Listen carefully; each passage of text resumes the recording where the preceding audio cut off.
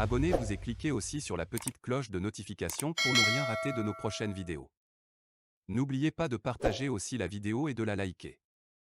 Yahweh ni be na na FMB nyakado wea edu pe wi vove bazon le ale be no do nu kewe le nko agbagban no mi la gbon vide so ntie mi do penu le ke ama yima gbo kaba enana be afoku ojo na sugbo afoku wa gbogbodo wa oso na le ke ye egunto moto puna ju nu gbo amede o to na nu ahame le mi la ola no tene ne be nu o Joel ega yekudo Ferdinand Messan ite asoni so filagbe a mi se be odokao yo le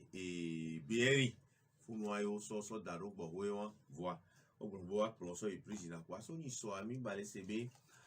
kojoro to nu mekuto le ye be nu mekuku odi nu kento ejo kun nu ke le jo enya ke ye ga so wo le gbon le mi abeju ame o junya gbon hode togo be piscopo o le gbon nyade a gbo we ni so ami se be o le da hu mi abe den o covid be agbonu globe yo church we nya ke yo gbon be mu yin de yin gbodo me oro be yo so covid e poda be le ke ola nu ro ma ya ko gbon ko si le mi la gbon gbo we ni so me me la gbe o to go be tugbe o be fi o wi vo adegoan tugbe je vi abi chonchon le ke ju vi o ho ero o po si pe alo obiji ni mi a kan se o kuro le be nu o keke nti a le wa me a amozi nu ku me dro tasi amelevi togoto Minimonema do is on the humble wisdom. Yo, I hope it talk the beauty consider labels on do. Apenama udo desia deta. Ni apo magbona eyon. Apenema u do desia deta. Do desia deta. Kelagbe va ko. Ọpẹ́ Olúwa. Eyon. Apenema u. Le adame ne ambrosine kumejoa. Milano no te ma yo nkore ao ni ma yo. Consider feve jin gbongbon le ni kwa. Le ko jere Izado epe ame akasewula blessalamu egbe novinyonu eme esi gocho ela hadame nam le fie do consider be am jive nyonu negla bire e ma ko jijo so nyonu nti tati eme allo eno nyeme sekro consider de Kado le no yido ma kado be apeni ma u emi aprobe na FM ke mi le odo le fia pe wi vo ve ayele be do pe ai chi bi do pe go pe wi vo ve a na FM to i church ni so o da pe ni ma u be yo pe wi vo ve be aso ni amu fo lo no divi tugbeje bi e be do pe wi vo ve a na pora be fie be sene sukulo e kla doa le doa jovo a ola no pora be no suri mvale do gomi ne po a ola no gbo me a ma jiji wa ete ko to gbe ori juro alo agbalaba ola bere la be da po ho lo ala bere la e so agbalaba ana le fe ma tu gbe je bi apo janja be ni amozi ko we do ma bi obe pe wi vo be azon ya le be no ni na fe ma do Pewi vove a mpoasi o mudo fafa de kento benye na NFMB nyakakado to alo ye bagbonglo pato wo enu benyi anukwade no emesibe awodo kudo nusa no pe vove alo pe blave vove wami deke ye besi agbe awa no jagbagba sibe milo département sibe rédaction de ko la to o la ve di enyakele joa alo amedo la no kodo me wa we la yo mi la be ami awe glone yo se na la mi va hokudo mi la lo mi va pe tepe na mi dala ye mi la ve po la va glonle be le doa kudo de keye ejedia amonto oyo na chala be do ke mi le wa mpoasio abone idinamia mu edovi benye amuwo do gbesi ase gbeso pe blave vove wan obunata me de keye milawo alo mi okenyi na na FMB nyakakado to de ke milo kaka ni nyabe to di no to wa te no se mianko wa gba te no po jijo so miantia enyi na ku hegan ke mi dona mi opata kulia mi nyebe egbe mi a on gbaglo na be wale radio le wale sidi sibe de ke mi mama o we survive awo nde pepe fifia ele nko sigbe réseaux sociaux va egbe yo me fia ke mi le pompoa o le po mi le YouTube di alo le po mi le Facebook direct di e chan enukeye egome le nyi be de ke ye mi o radio ado san kaka ye gbebe le do epe blave vovea mi magbate no edi nene o besia gbea mi abe susu le tro mi la no buta me de ke mi la we kaka ne ameke we le do tomia o la tem ano chanya le me do mi abe e doda sia ele nye kawo de ke ye mi la a pompo na mu a informer amu a glonya amu wa se anawe nouvelle enyi ekponkume na mi de ke ye amu no le se mi abe wono wa o la te no gbele kudo mia e chan le vevere kudo afian mo nu éduquer e chan mi abe doda sike benye mi le oso e pe blave vovea e wona be to di no to wa e do ke mi wona e jona di no voa si eli ogblen fifi kingbo ye kukyo le vaye yado ne odivi be do pe blave vove gomeni be e si e do maturité me vo fifi e panko agbea ne fi ke yem va réussir le wa e wo ke le ni dila si be mi o ke le ni e na ne fe be do to wa mi ape to la no gbon fifi be ne si bebe ajoy amu yin ko wa kenwa e panko me na yo boa magblen ko erebe pe blave vove ya mi le wodo asila si me kudo mi abe to di no to do no mle wa mi o chan mi ma na nyo veve to nyonu obeje na be nya ye mi glona nyonu gbogbo do wo bruno no le we mi suya zenene ke nyonu do na kamele fi après école du dimanche wo wan de ke be interpeller na modo e nya ko pa to glona mo la be bruno antoine so le glon le fi ebe zeton e ho convocation le tanya be nya de me o pa mi abe do antoa risque le mebe kweye oyina medebe nya glongbe ameso nya va no be kukeke le duwa ye ya amone pedo yontia enyawa ye be de vele jola hwedo mi e wo kele glonyo la be yo de ko kaka se nya yo to ye yo le glon mi le pe apo a pe blave vove ya akpe po mi la no do voa one no mi antido e so ke va ito ya mi magba te le do me sugbo fifin to duwa je gon me apo a de ke ye ono na to di c'est la mi encore besia si agbea eni di juede na mi o chambe amelenia si mi la odo e la de tubo e dula se na mi la tro dominu sero enyo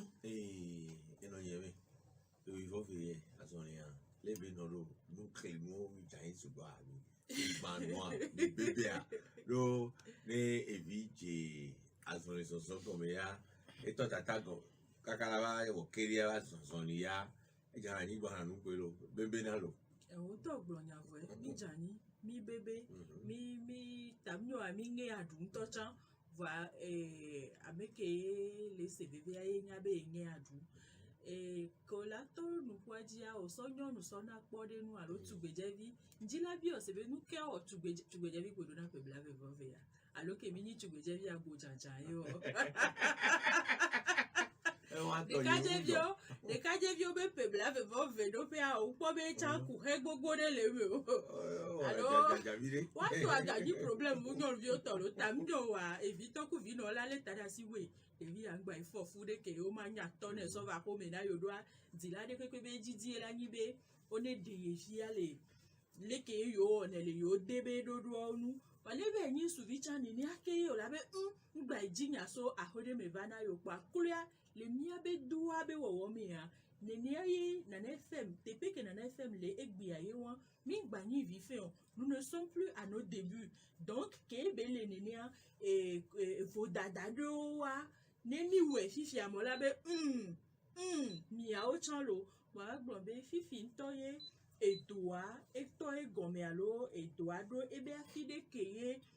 ni abe evo dada do wa to di no to magba lon la hoena mi o do ami si le sisi wa me a mi la wa me kan ho benu le se o me a no do pe we yin o gbona pe wi vo ve a esugbon to ami gbogbo ko to le kebe nya kaka do pe a wo to ye o de nu me na chuchu do jijo e na mo le ke mi abe do wa bi o so mi asibe mi awe a osugbon ju me vi gbogbo ko do to mi a osugbon le hihe abe to tro ke me mi le egbe a kudo e modando nu ye yo be zanzan webe na na fm gba ni lo me to de kato na na fm le ni kule amagbo mi hihe ko ne a amose na mi abe ni ko le Asia Togo to le funu se na miabe ko amole America France ko to Angleterre o kekema o le se miabe ni ko tamnyo ga mi to ke mi le konko to cha amelo le toji le se miabe ni ko ningi be ni mu le we keye bele ni donti de na hiya de le wa gbo wa ni nkan re di be o la no toji be yu ase miabe ni ko ke won nke nya ma gboro a epe la ni be deje alo miabe nkan no to wa epompo yin so gboro le ke ason li ayi do kaka begbe le ke na FM no asigame o vi krobo to e ke me na FM no ba jo le funu kaka ba to be nglan to ba le fi egbe ya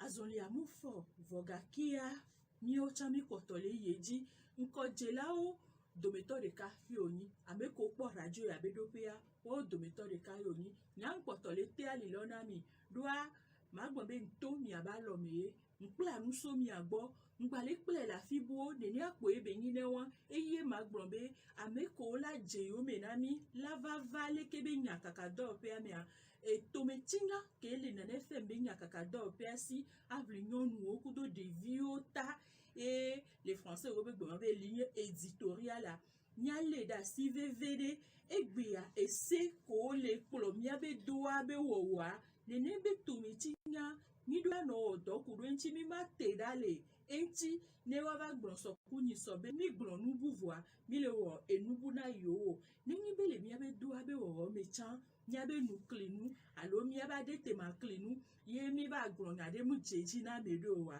gapopo ya kafla tafla che ye mi le tona amesi amekwa minu azame ye nkonoto le gbon be asan e la tenso kakala yi wetri chuchu gban le pekeme mi la jiabe enu kudo dodo fofofo ale ke mi abe to di no to gbe no na mi anti lo kwa one no mi anti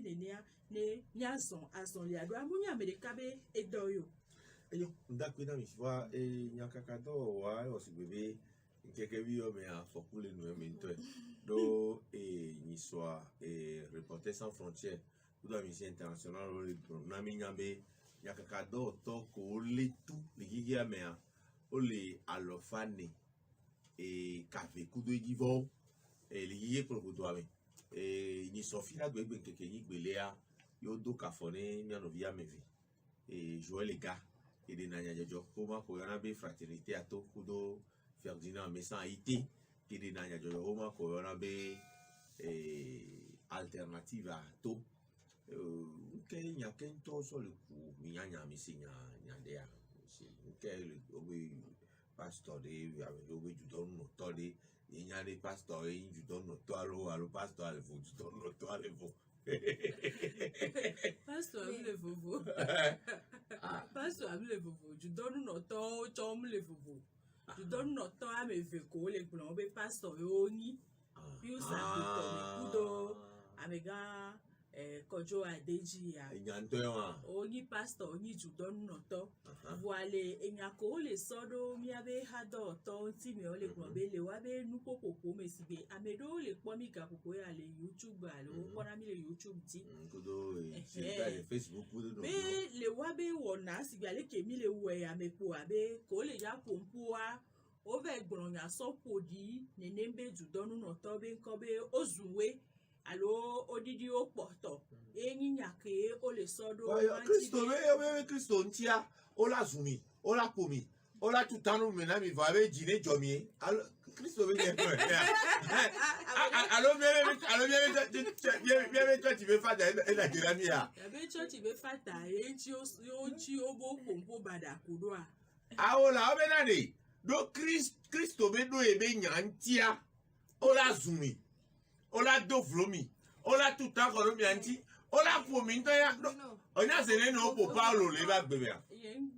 o poesie aton onya se ne no le Paulo doga oya se ne ke Paulo bi kudo pastor o bo le doga lo no Paulo o le doga fo yo pa tro le doga ahora come pastor me sama me ele pastor pastor be mi agbonbe tu don noctor aha bebe nya ko le gbonya nya do to asi so le tabi na me tu don noctor no voix pastor o valo les deux fusionnés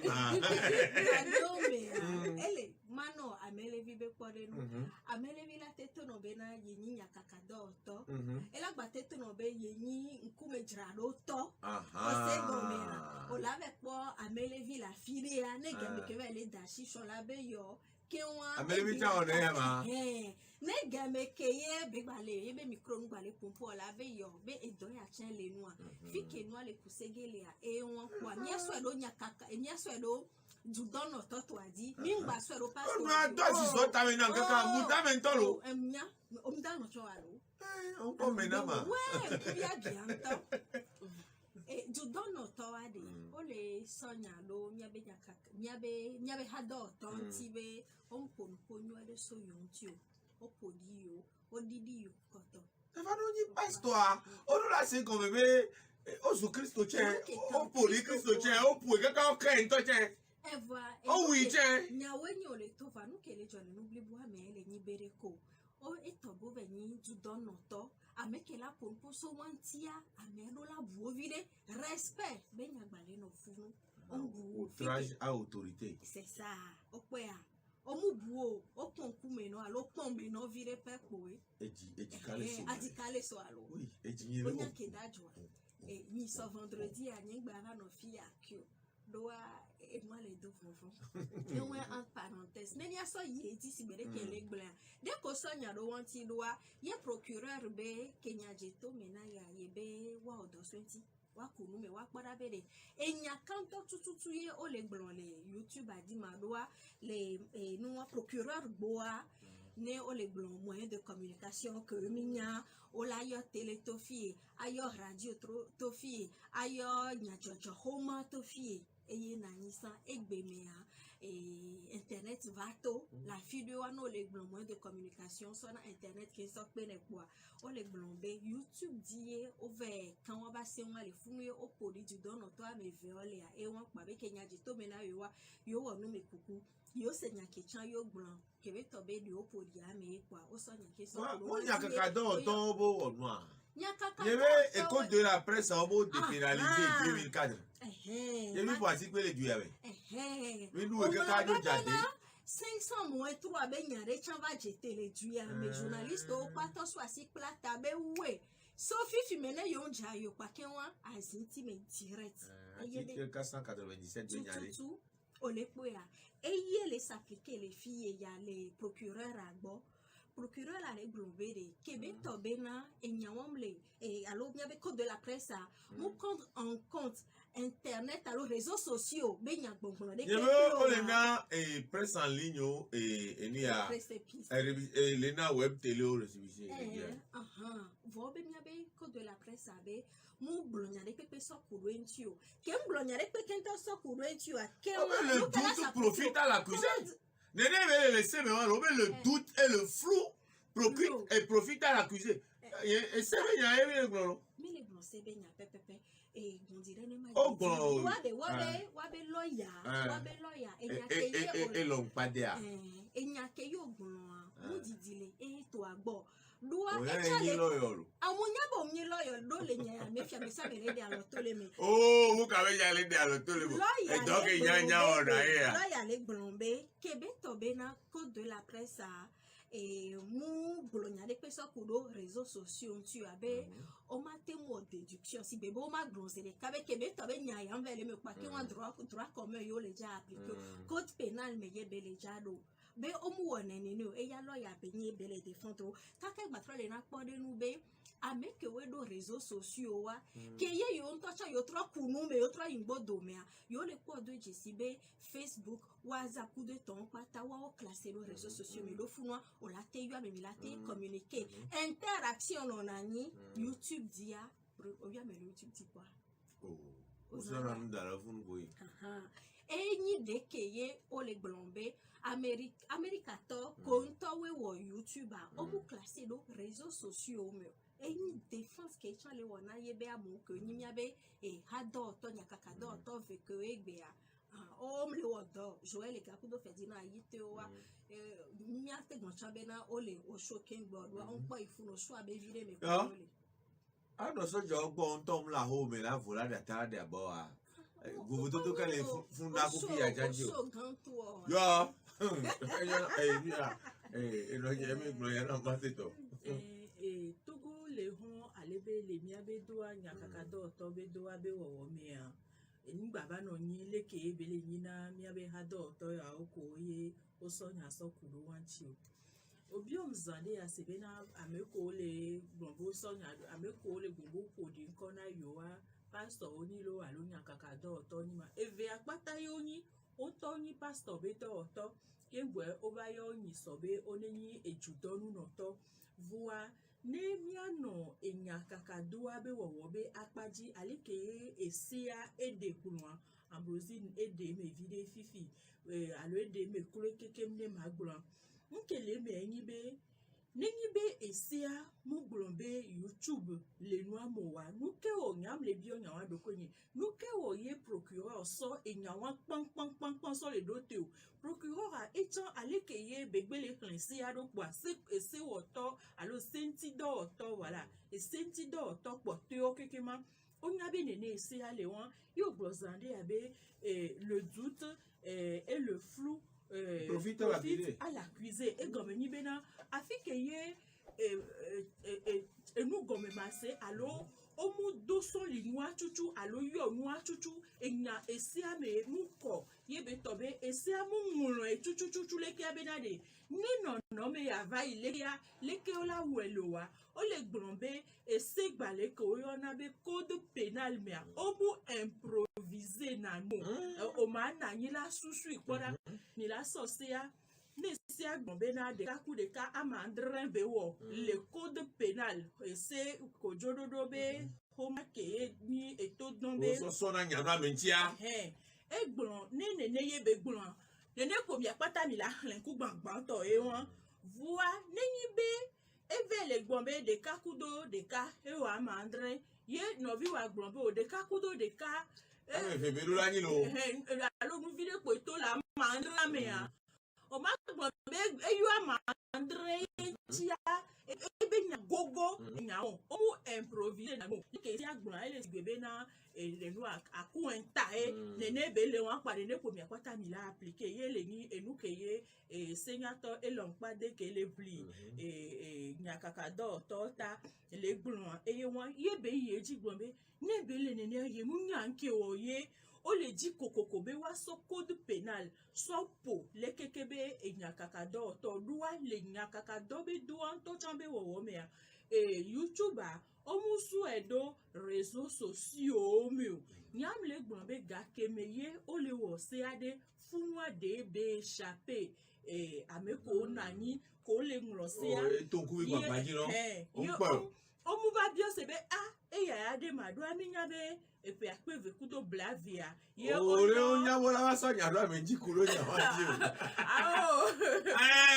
ndo ina nene ya epe akpeve ku blavia yo glombe ameko no na modando nu ye oji chan o la so wa be do na kin so do nyakakado to be esi abi o mi nyang glon to chan be tamunyo wa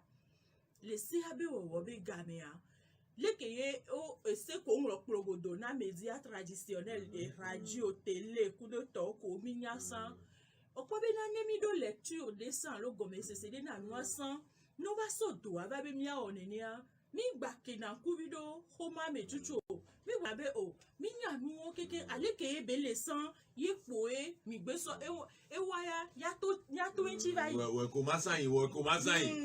ni mu nya ni we ko masan won ye ve no ayi obe préféré mu nya homo ogba we ko masan me nya obe préféré mu nya homo lo le jure melo bibi a ebe secrétaire général ne o homa fo e ko na be o préféré de kukube ebe a so ku video me gbo we ni ebe o préfet pas secrétaire général wo ko masan fifia nyemunya ni nene mi atobe o duwa e won le te gbodo ti be nyemunya ni wa ola ko be egbe ale mi abe modern do nu okudo enovio dia nesigbe obe hun afido wa ohun na nu gbogbo de no ti be ya odo le funu alagbon be olon do nu ko yo ohun di lo ale ogbe ma e dia mi mo le o parce que mi le di nde o le gbon yan wa le mi da signé ko ma le souhaiter mi akoso a enu ko ohun na mi ndo ko mi sign na non d'accord si allez non d'accord téléphone allez Assurance. assurance allez donc on veut pas voir ouais comment ça y on veut fiquer ma ça y no fia Kwa Yesu abena de mu gba nyi be nyakaka do tarika eva esu be na mi o kekene ne be nu driova mia no curieux ya do lukui ne mia nya nu ke komyo le gbran ne kafla munyi be npe be nya ye be nyi be agbron be na e de kuku nu ke le nu ame be e mu se gan mo to ne de me na yo do afike ye ogbonu o sigbe be do nye yo sanyi wo ko ma sanya yo juwa esuwa n'ebe nyadava ame alagbon mena yemu ni responsable parce que o mu de mena ebe emu nyo donc a meke ye bonu le ga keme o bi enyade bebe o mu gbon ade pepe gan ebe elon ye ko ba de pe podi ame yin ti ko la me lo fifi akenya o ma ko po de kuku no pa yan lo ya le gbon be na enu ya ko le yo be réseaux Nous me sociaux ye tout ko tiye o le so nyado nyakaka do to chichambe ne wa de gome chuchu wa de gome chuchu wa e ho ma mu le da fi de pepo wa ne be to be e lo le yin ne a e la jo osigbe na de mu ni de nkuvi dodo nu ma lo nkuvi so pura me do be nya de va le nya me mu o ma va an mi o ya le ke mi le po edo wa eye mi le gbon fia ne apa evegun ke ye o le gbon be pastor kudo judon no to wa ne mi aso trova ego wa me an ka fran agbochi jihade gbona be evim nye na mi do ataji na me yo so na kakala ke nso e si po so kure le mi ade la e ko mama ye wona la na wa e vole funu no be ya so bebe via kudo sike ele ne bebe ya so kongbe ya no mu nya o wa o la so ameso gu yenchia nya pastor nyinyi be esanyi ke ele mi afofo via ojia Bible ba pa ke yo le gboro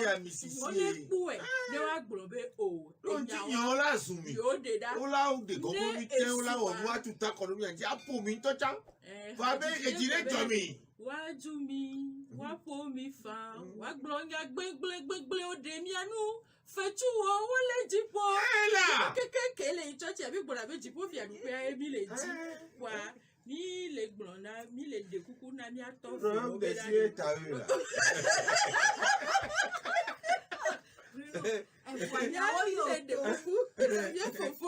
da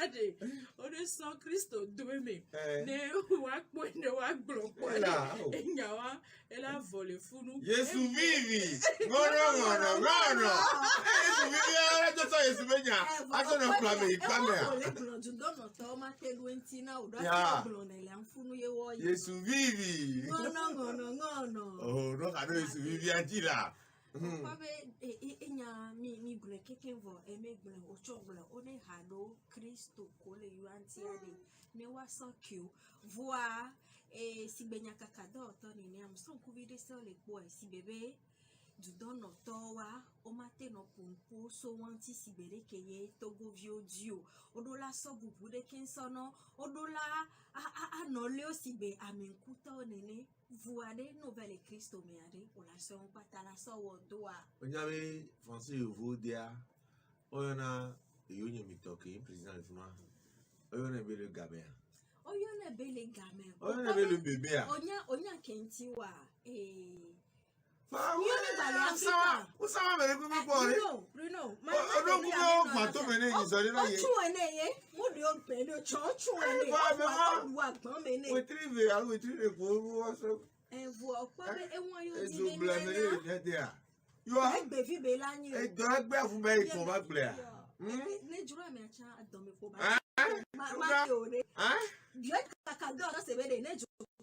to ba ja vai ko be wa le si ade o ma le godi me na wa o ba cha la gogo ju mi le mi o se ni agbon nya won ti ade kuku ye po mi la de na to don love you pe so na nya ka do to do egbe me ya e la de fun be le fi he plogodo ame ya nke ti o le ame do ma o po di e to go we to don no talk ni pastor o po a fifi ade enu keye ba se ge vide do me vela wonto o le fun gbe si agbe le iwa be church o le pompo na wa be ha me vi wa be Kristo be do da le gbon be na le pardonne-nous nos péchés Comme nous Bruno pardonnons Mouleto aussi nos ande à ya ceux qui bena. nous ont offensés. Seigneur Mouleto Asomi na aba wa. kojeji oso kemi Se sikele enyake kemi ye o tami Mouleto so ke na na be wa. ko jagodomia. Obe théologien nous-mêmes nous posons la condition. Nemi so ke ola so kemi quoi. Blanc religion benya choti abeka yo yina. Enya. Yo yina nyabe elate tovu fana edudono totoa ne gbedoda wan Yo ko se me Kristo arika po. de kapo benyi va gbedodo la tovu biblia kemi hlena onyabe le hame a etovo ole so de ya passage la manqué le me ole so de ya version top version Jérusalem Louis II ele tradition c'est comme tradition echale bien envie de voir dans ces faux années Nouveau Testament vigodo chana la si umana na mo parce que on benya ke mi le gbon ya religion benya ye ne se be odona gberade la fidea me gome be mia fofo pastor yo chan odona gbedon pepepe o la tenye fava no donne o wa o ma ste so do o me vo e do le ka ko Kristo fia me un violo Kristo ke be va nyemuni sister voit que Kristo so religion ke so vo e va fiomi gbedodo da e va fioma unyana dès que tout y est fofo chan et autres ont Alain la nuit bon berger oni y Alain viole yo menawa on est trop con bodo melane o ichoti dimanche e nya collègue na wa be Alain viole ebe ke ye nya kakado to be ba kun me no ayo vire kwa yo be nyana awo ole gbe laji o se wo la o pe gbe Alain ole gbe laji Ale hao le gbelaji Ale hao le gbelaji o se wo klola o pe gbe yembede enye hawo o kom ko la vio wa se crapo ya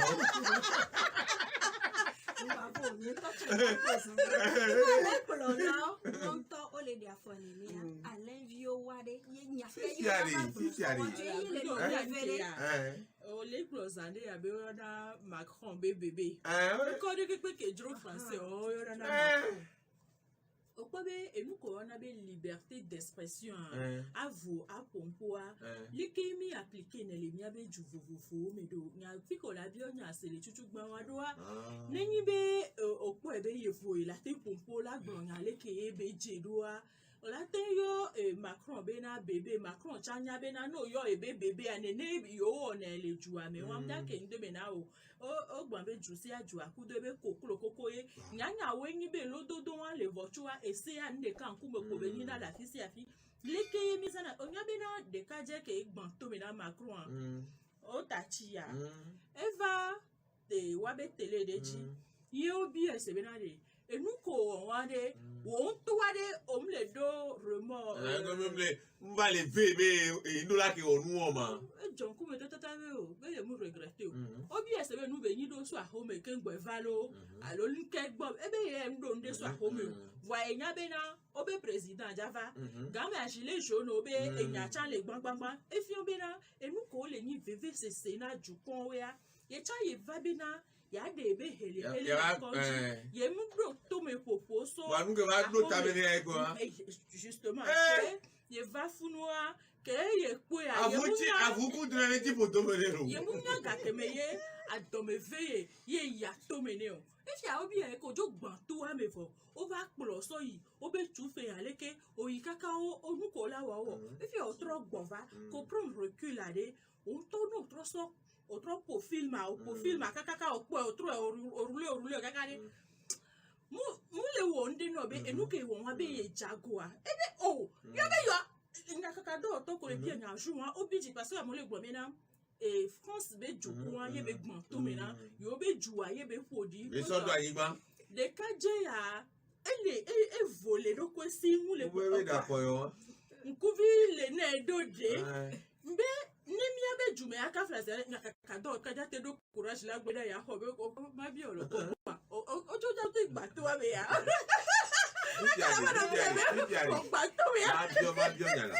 Quelle ni fovi katakuto we fovi katakuta olia aka bo se quelle ni to ja kaka to mi aola e kan re o bo le chale nke do Kofi katafuare. Deke ye. Agbele si uno Togo a. Ye benu benyo. Onyare kele wala. Au Togo, il reste que Gnassingbé Fort nous distribue à nous tous le faire-part pour acter nos décès. Ah. Et potoko, wa faire part. Domia patamia tale juame. Wa menami. Wa menami be. Wa glo mi ku. Be mi ku. Et donc me be mi transwa agbe tok ici espoir le mo popo de pepe le mo popo. Mi la gbe wa mi ku. Mi ku. Potoko e di mi. Mo popo budomi. Ah, là bon, l'enterrement aura lieu. Allô, lever du corps. Repose en paix. Repose en paix, ami. Okwa nu kebe ngula e wan yo. Nu ke. Mo ngolo nu yori pe. Enu wa ko be ngolo yo. Awo, titre ye wan. Aha. Enu ke to be ngula, obe eyo étudiant le me. Eyo sojo le me. Eyo Christo to le me. Yo Muslim to kaka soji artiste si be ko yo na be engagé avec ko di na ha. La no. Eyo bo nko. Eyo be wa pata one wo wa be dodasi. Dodasi. Wa be dodasi ya. Si be jume vini ni le a. Spele ki o yen enseignant to go. E me o enseignant go. E no o se be na de e no le gule do nya kakado to yo le biom nya konbeni ya. Oh, nyale. Nya so histoire yen yo azizole tu ta go na yen le se no enfumage quoi. Azizole tu le ta go be no yen. Jena be nya e bele di be ya gbron. Be nenyi be o Bruno kele fi o ninya kakado to ye o mu oto aleke e be jedo wazande mi bo na FM 22 ans. Inkare ti be auditeur gbelegbe to o ko jesi o ke o to na FM atia o lagba plodo kakabana egbe o. No ke fo vi kataku le gbon ele nyi be na okpo bible amia egbe o si go be mi jawa o church vire le fi o si gbe Ezekiel ba gba le be lo ye gba ja fi ke chuchu yo ba de pastor le to je o de sanke le da ba yo fada o amevi de agbe atendo ekusi a o me ya egbe be apeto we nye enu wa be de fo vi kataku chan le ti la gbole wa vogakia eke yo gbon le bible amia e ko me le na eye wọn nuke yo gbon le bible ame apele ni be na ni be agbe lano mi ame jijo e lano mi ame haya lano mi ame ni be hie o mi la podo ntini a ma o to honu akedo mi a eye yen va fo vi kataku ya jo le gbon be mi o mi be togo ke mi le ke le ni be eju proto le mi asia leke e kaflan egbe a adole wu amo le ju ame enu do le hie aju kon be fi o ya ela wo evito be do ne batem do ya hia nti okpo nyi so ke mi le gbo branca be nya le fia amo le ta pa le gbon be na se asu toku e nu wala jole ma ne ndele jole se asu toku e yo po e be na mu nyi nu nu o wa me ka ola yo soit ola yo se asu toku e be directeur a ben kolo alo ola yo ministre de la santé ben kolo no jole funu po jo yi mi ano to gbegbo no jole mi ano to gbegbo pa kaka mi ato for jipo mi la de kodo la gbon be an se asu toku ya mi aba lo me ebele enu yo ko le fi eye mi le gbon bo mu le zon wa mi ku ene mi a o enti donami eye sukulu be enya sukulu vio sukulu yi le nono me ko ji ame ko to ya ni la gbon sukulu be nya voiture fi ho be sukulu ni mi la tro do gboa ke mi la gbon wonu to school ho oni na chi cho ni o le ke ko to ya le ke mu so mo do fifia ne ne mi la gba so kaka me ka nya me ko te ake chi mi la be kedo mi ato for nchi ko mi la gba be kedo le funu acha le go ko te o ke me kulia enu ke ye kulia ninya fo vi kataku be nu ke be kuna e wo na be gome se ke le si na nye ya eye won ne ni be le nya wa me e tro gbon nya budo ko ye kaflan eve nyi ezupin alobe opodia mebe nyi kwa enwa nyanye mnyo na ambe ko le wo se opo ebele ke be gbun ledwa be gbun nyo do ye nchi o le do e apologie de crime délit d'incitation à la révolte contre l'autorité de l'État ouais do wo gba le do fifi le wo gba toro ya no convocation opo soja ke mo na nwa Chicha raté lo. Ya nyare. Oh, ni chicha raté. Amo chicha raté avec le gouvernement. Et minero. Pechonanto. Amewa la be ya so do ku mi calligraphe. Amewa do la fi onu no la be ko no mi abe ni ko le mairie ko do tout, état civil oh, lo wa non, ne non, onu non. mi abe jigbe ho mo be ni kwa mi baba na ni kaka pe ne be ngo do me a ni agba tro ba chufe agba ba o jigbe ho ma ye yo ame ko mo na no do la information le fun ne pe be ti chocha o la information le fun ne wa fi onu ngba de vi mi won Mais iya baba no Evo, na Bobi ni Kada ko yan lebu. Fovi katakwa et chef d'accusation ko so don ti ya e be fun vide voir a opruno a mekele keke vi me a mekeye odola pebe et les sans défense a me wa Ame vulnérable. et les vulnérables et yang ba les vulnérables ntochan doa mu de bele na koyo keke vi me bele personne à mobilité réduite ye beni iba bo vea e ye wana doni panene ba me ola bene be no zinti mi apo don kwa be e de fun video amede le bi on se be na de ko jale ale ke yo wo ke oh gbo Bruno o le ma panya meje ba te do nya anchi o ame ko pe te pe ola te ngble e amede le to da be ko na si bebe bi ne le nya nye mu nya o nye pe te pe o E pare que New York qui les joare et rato sur le waro kusi o jo bonwa. Et journaliste ode et organisation de la société civile tore lomi se be bishop o to bombo ju nya gbo haro to do nu nya mi kwata kwata. Amerique to mbonu ne mi so nyakakado to be tato ke oyona be PPT a et de communiquer to ANC Jean-Pierre Fabalo ke ni ANC be di porto a echa e pompo be de ke yo lele amopo e klo le jua me kaka ba lele fo bi katakwa doa a me beni e ya activiste yo la US bebe ne e nde jua lo sujet de lea e la pompo swenti maso ke we lea a me won ko we kona nu ina le dia wa we yo na be activiste kwa wa pata gbon fo bi katakwa be nya gbon e Joël et Kakudo Ferdinand a été chanteur Front Citoyen Togo debout Cogito Kudo et Hasosobuo, mouvement tournant la page. Voilà quelqu'un, on les déplorait. Situation, il y a conférence des évêques du Togo, les Glomberé. Ne Fafa Bano Douame. Et quel camp bishop for? Yo, Bruno, madame non sia, ne Fafa la no Douméade, ne Fafa la no Douméa. Pasteur, Fado, Imamu, et Anigbanto. Wo pata wa be do da. O la ke glo mane ame ko e sa o. Dia dia de. Même te on a distinction, même te dona vogototo spiritualité, kudo religion do. Ame won wa woni religion a di poto. Wa we pona mo la fio yo se na la be e ya mi ngba we o. E ya de kia mi te we favor ke yo te le de na nya dogo le glombe ne la nua be one tatia me o ne ejua me ne ba fa ba te nya nua e gome nyi be o gbale wa be ale plo la nue be agbaze me awuko doa o mudo igbalodo o s'engage o fi ajo bebe ne gba glo de pepe chan kenyi jua toa yo la do lu politique me o don ku be ba do gade me le du ya me a fa do pata be eju popolo be nya be yo do la do nu me be papa tona yo be na fada lo Christo toi maintenant on sort doctrine sociale de l'église et blombe e hosito nyoa e do la ni jume vi nyoa e jume vi nyoa do la do no e ju avec popolo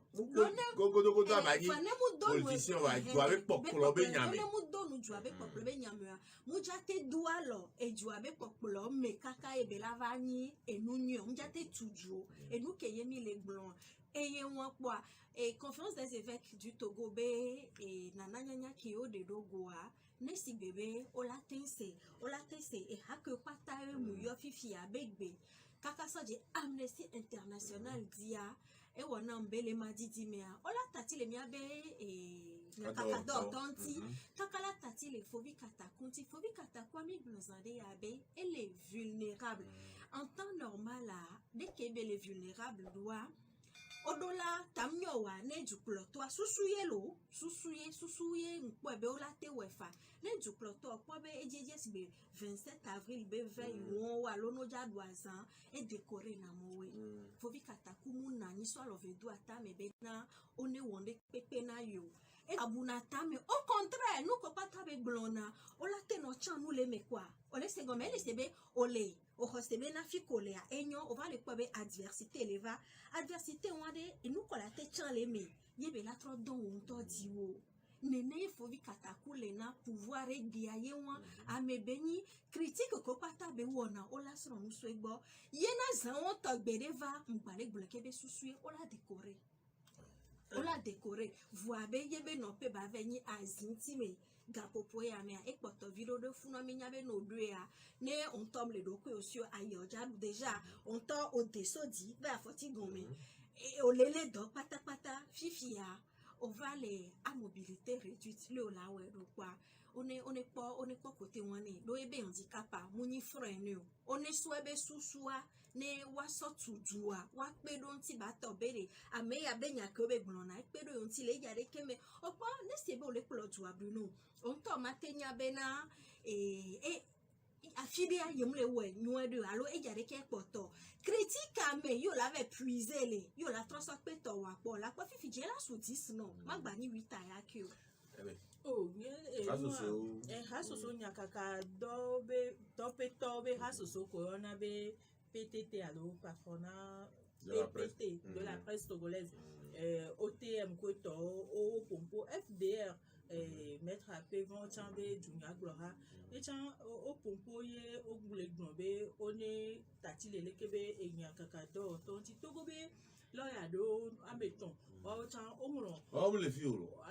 américain be le togo e avec le français o be jouer pande ajare abe ya togo ele oh ele Paris que me gloro ko ba ti e le gloro be ele inscrit au barreau de Lomé. On va aller vivre les Lomé. Ayo, oui, oui. Wa mabe enu ke nkpole waya watu anti to hede abon ne amepo to kike sibe ale ke ha so ke wa ambrosi ni yo je nko ogura one tati one nchi fafa baba waya wa be homa ke kan ya nkpobe watu a ejibe ya no to hede do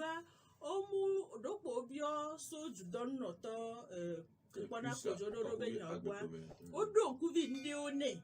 be kaflas yandre nyakaka do to le wa be do abe wo me ye o nene yo le sonya do wanti eye ameke ye le sonya do wanti le gborobe eye le yin wa odo eye ele yin ame odo metorika enu gbogboro jo le tumele fi evayi le mi abe gbololo be wo me obe amedo corona be nke grobra lo nkode le wasi la grobra nkode bude chagbale o gbayo na no be o nu o le tu ya me groupe d'autodéfense o yo nkode nkwa milition wa be wa we be o yo wa 2017 be nya o 2017 be nya ti pe atada kudo PNP to madia be nene David chan o dachu David chan le tu ya me ola enyado le a muni be pometo godo ye la cité là isamo voit parquet la s'auto saisir voilà kojodo pia ento la sonya la woto kudo enti be omu wewon ifia eya ke ebani enu kafla yo ya yo mu pebe eni na pan le ko wa yo so le wona gba to vo ne wa chan ni so ko bola do to mi ato le tribunal a kafla lo ni mu po 90 be ko jododo tepe o bo e wona mbe kule a mi 5 octobre mi e wona mbe kule a ne mbe nde kule jo ni so garo mo no da da yi ko jododo da da yi ne ya o tuna funando attentat à la sécurité de l'État que tu as kaka et lui a cham du commerce yo tuna mo le le gbon kaka ye o tumo egbon agba owe ne o mu prouver be na ye wona to le funu alo nyare kuye e funu wa o ma yi o gbanya npe be enwa chan elesigbe be onji wa ba lo ton yo yi la o vivi nu anti unu o do vivien ti le nya nu ye popo nu o gba do vivien ti unu bo wa do to nya kaka do to pa o tumo pa mi ala e lo ton wa yo mi ala e lo ton si gba li lo re bolo budam episcope auto ya le me. Episcope auto alevé au bas. Mo de be mo la, le dit là c'est noir comme Et quand episcope auto alevé. le dit là c'est noir comme mo de be lever mo. Episcope au benya. No jo le bi o se are. Ajo enseignant. Episcope au benya. Wa chance ba me porter wa. Encore. Et abelele poto ko va me le keke yo me ye o chantro ingbo do besi gbale ke ya me poto ingbo do mo so Jean-Paul Omolu ke so DM ka gbo be ko chan so pe o le ame amaton be ena be jumevi o wa o ti jojojo von le do amo le juko ame ne bele nenia nti fafa ke la ho anyi no do mi abe eju ame a Martin Nanyo, n'avait Togo un pays de paix et béni. Ne bele nenia ne mi abe pe a jojo be ti jubu me ade. Nou ka mi la ba trozo kwa yo ya yo mle jibena mi abe pe alonchi fafa asijo le mi agbo le kudo enu yo ko le jo nkeke ya o me anchi ogba so wa be ni o to mi nya be na Yesu vi be jiji be game mi le ya Yesu vi enyi chi fafa enchi a one kwa wa me ke le hi ya me ye mu ho na Yesu vi o fada la de gbo be yo be vi fe me a ye to gbo be yo to aka flan lo be muni be eyi na church yo lo e ba nya yo to la ho be mi ocha mi togo mi awa agbado na Yesu via ba enewe Yesu vi jiji be game a oyi na church o omu na church o ocha o la wo dele me Yesu wan ke le ni symbole de paix alonti fafa be jesi a be ye ji wo le tote lo le prince de la paix. Nti fafa be fio et fiovi nti fafa be fiovi e ti abe one gbo le gapopo ya mene wa wo nti fafa wan ti do ka flan pastor gan episcopo nous à Fontaine allo et pour la bas de porter mes amis on est versification viré dans poésie viré o ko be dande e ngoro e be nuwa o la troe o la de me abede ba bloni tawie ke gbo la ve se gomi voi e ya e la de me na mi do nkentia mi ma troe me sugbon pastor so episcopo allo fada goa Bible akomia keke mi lede asiko a ne mi onto pastor ko yin be ploto la mi gbele mi ano no me chan e la tin na nude ja ngba don so yin ko lo e me gbon ame amaton zande ya voa ejedia e mio Jean-Paul Omolu ben ko zande ya mi le gbon Joël le gakudo Ferdinand ite voa be tongon les émissions be wo Isidore Kouonu e chan o so nya do e chanti de poya muvele oh c'est la o e ale ti e nyakui o le po ya do e chan o do me viga fone do e chan po gomele wona won me lo e bi onya e mananya ya Isidore Kouonu le dia ni ya me kan Ferdinand le dia me kan Joël le gars Joël les gars Ferdinand ite faut-il pas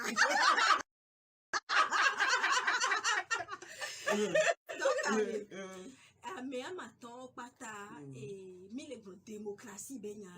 fi ke mille ya lo fi ke togodo ya miami ngbado chance alo ngbado la na e monu popo amere pepe le tutane wa glombe le miabe duamea mi vola te po kakawa no délit d'opinion et nous benyi et de fond et les remi le ingbo domento togwa et du noirento benyi ne mi sono intimi wodoa amola envie mi no kenti mi labe Bruno okupe pa nyasa nyarunti wo do sande e fiata mi ohobi Clement ya mi lava glonyade me cheto me na me de nyo fo amoso so me poe oh mais le kin ba ne sebe no view ba ho le biso ade fe pe donti ne miati zereka e wo ke bobo na edo funu abe mu kan yo wa geme ke bele java bo kaka lava bi o to wa o mle java ko te pe o eyo nda pe no. Likez la vidéo si ce n'est pas déjà fait. Laissez aussi votre point de vue en commentaire.